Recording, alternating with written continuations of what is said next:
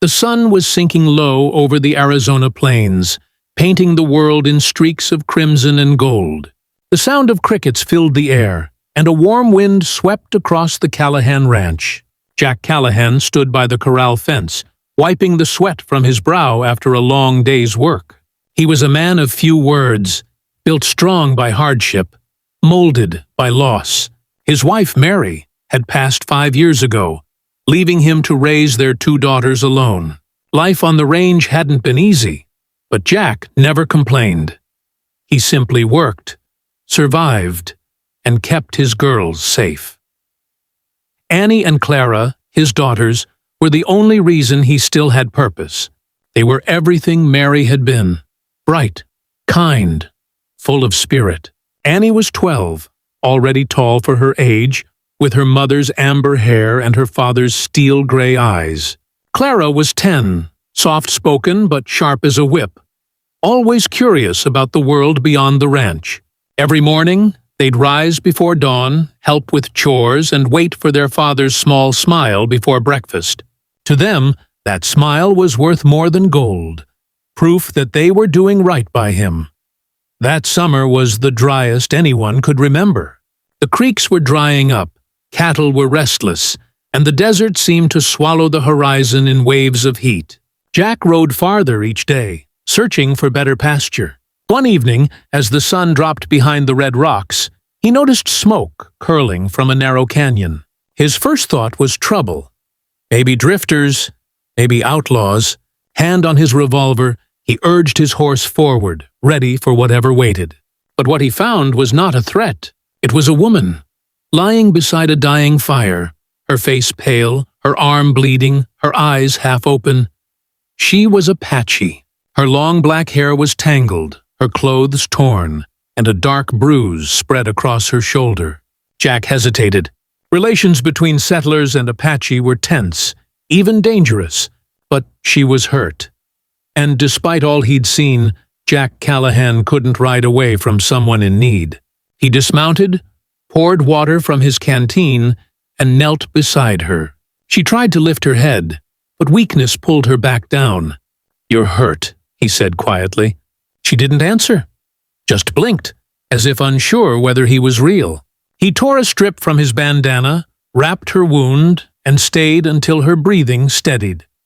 By the time night fell, the desert air had grown cold. Jack built a small fire and gave her what little food he carried.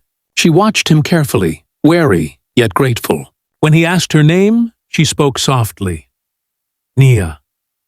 Her voice was gentle but firm, carrying the rhythm of someone who had known both hardship and pride. Jack nodded, offered her a blanket, and told her he'd bring help in the morning. She only shook her head. "No," she whispered, "no soldiers."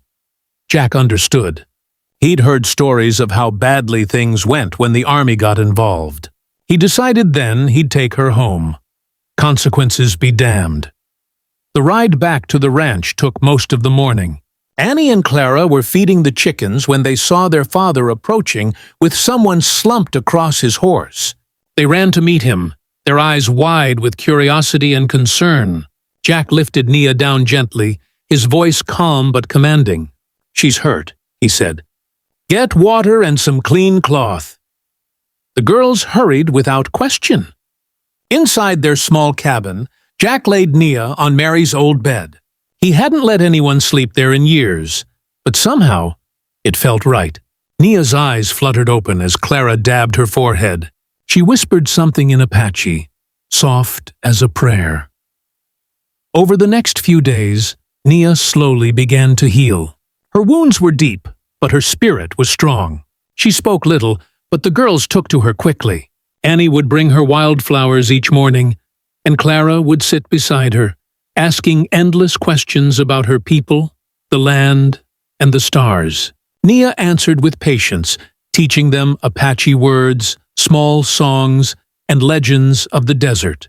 Jack watched from a distance, unsure what to make of it. He respected her courage, admired her quiet strength. But part of him feared what people might say if they found out an Apache woman was under his roof. A week passed, then 2, By then, Nia was walking again, though still weak. One evening, Jack found her outside watching the sunset from the porch. The sky was on fire with color, and the wind carried the scent of rain. "Storm's coming," Jack said. Nia nodded without turning. "The land is thirsty," she replied. There was something in her tone. Reverence, almost like she was speaking to the earth itself. Jack didn't know what to say. He wasn't a man of many words, and she seemed content with silence. They stood there together as the first drops of rain began to fall. That night, thunder rolled across the hills. The storm hit hard, shaking the small cabin. The girls huddled close to their father as rain hammered the roof. But Nia stepped outside into the storm, raising her face to the sky, arms outstretched. Lightning flashed, illuminating her against the dark clouds like a spirit of the wind. Jack ran after her, shouting over the roar of the rain. "You'll catch your death out here." She turned, smiling faintly. "No," she said. "The earth is alive again." Something in her eyes made him stop. She wasn't afraid. She was free. And for the first time in years, Jack envied that. When the storm passed, the air smelled new. The creeks began to flow again, the cattle calmed, and the grass seemed greener. Jack felt a shift, not just in the land, but in his heart. He found himself looking for Nia in the mornings, listening for her laughter with the girls, feeling a quiet warmth he hadn't known since Mary died. But he fought it.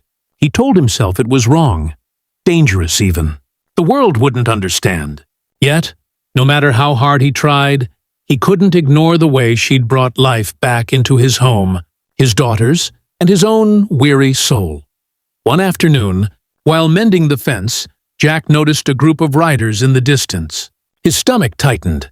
As they drew near, he recognized one, Sheriff Briggs, a tough man, built like an ox and twice as stubborn. "Heard you been harboring an Indian woman," the sheriff said, dismounting. Jack didn't flinch. She was hurt. "I helped her." Briggs spat in the dust. "That kind of help can get you killed around here. Folks don't take kindly to Apaches, you know that." Jack's jaw tightened. "She's done nothing wrong." The sheriff eyed him for a long moment, then shrugged. "Just watch yourself, Callahan. People talk." When the sheriff left, Jack stood by the fence for a long while, anger and worry twisting inside him. That night he sat by the fire, staring into the flames. Nia came to sit beside him. "They came because of me," she said softly. Jack nodded. "It's not your fault. It's mine. I should have known better." She turned to him, eyes steady. "You did what was right." Her words were simple, but they cut deep. Jack looked away, but Nia reached out, placing a hand on his arm. "You are a good man," she said. And for the first time in years, he believed it. Days turned into weeks, and the rhythm of life returned to the ranch. Nia helped with chores, tended the garden, even taught the girls how to weave small baskets from yucca fibers. The girls adored her, and laughter filled the cabin again. But outside their small world, whispers spread through town. Some said Jack had gone soft. Others said he'd lost his mind. Still, he didn't care. Every time he saw Nia smile, every time he heard her sing softly while cooking by the fire, he felt something powerful and terrifying. The stirrings of love he thought had died long ago. Then one evening, everything changed. Jack and Nia were returning from the creek when they saw smoke rising from the barn. The girls were screaming, flames already licking the wooden walls. Jack ran toward it, shouting their names. Annie and Clara were trapped inside, trying to save the animals. Without hesitation, Nia charged into the fire. Jack followed, the heat scorching his skin. Together they pulled the girls out, coughing, trembling, but alive. The barn collapsed moments later. Jack fell to his knees, clutching his daughters. Nia stood nearby, face streaked with soot, her hair glowing orange in the firelight like a living flame. When the smoke cleared, they sat in silence under the stars. The girls huddled close to Nia, their trust complete. Jack looked at her, gratitude and something deeper flooding his chest. "You saved them," he whispered. Nia shook her head. "We saved them," she replied. He reached for her hand, rough against soft, calloused against delicate. A lifetime of distance closing in one quiet touch. In that moment, Jack realized that love didn't care about blood or color or what people said. It was as wild and unstoppable as the desert wind, and he was done fighting it. But the world wasn't done with them. The next morning, 3 armed men rode up to the ranch. They were ranchers from town, men who believed Apaches had no place among settlers. Their leader, Tom Givens, sneered as he dismounted. "We warned you, Callahan," he growled. "You want to live like an Indian? Fine. But she's coming with us." Jack stepped forward, gun drawn. "She's not going anywhere." The standoff was tense, the air thick with heat and hate. Annie and Clara clung to Nia's dress, fear in their eyes. Then, without warning, one of the men raised his rifle. The sound of a shot echoed through the valley. Dust hung in the air as silence followed. Jack stood his ground, smoke rising from his revolver. The man who fired dropped to the ground. The others hesitated, then backed away, cursing under their breath as they rode off. Nia rushed to Jack, her hands trembling. "You didn't have to," she began, but he stopped her. "I did," he said quietly. "Because you're family now." Tears filled her eyes, not from fear, but from something deeper, belonging. For the first time in her life, she wasn't running. And for the first time in years, Jack wasn't alone. That night, as the stars stretched endlessly above them, Jack sat by the fire with Nia beside him and his daughters asleep in her lap. The flames danced, casting warm light across their faces.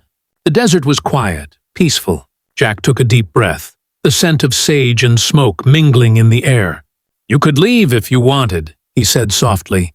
Nia looked at him, her voice barely a whisper. "I have nowhere to go. My people are gone."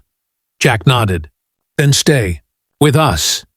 She smiled faintly, resting her head against his shoulder. "Then I will." And so the lonely cowboy, who once lived with nothing but ghosts and dust, found his home again. Not in walls or land, but in hearts that beat beside his own. Nia had brought life back to a place once filled with silence. Annie and Clara, who had prayed every night for their father's smile to return, finally saw it again. The desert still stretched endless and unforgiving, but for the Callahans, it had become a place of hope. Proof that love could bloom even where the land seemed barren.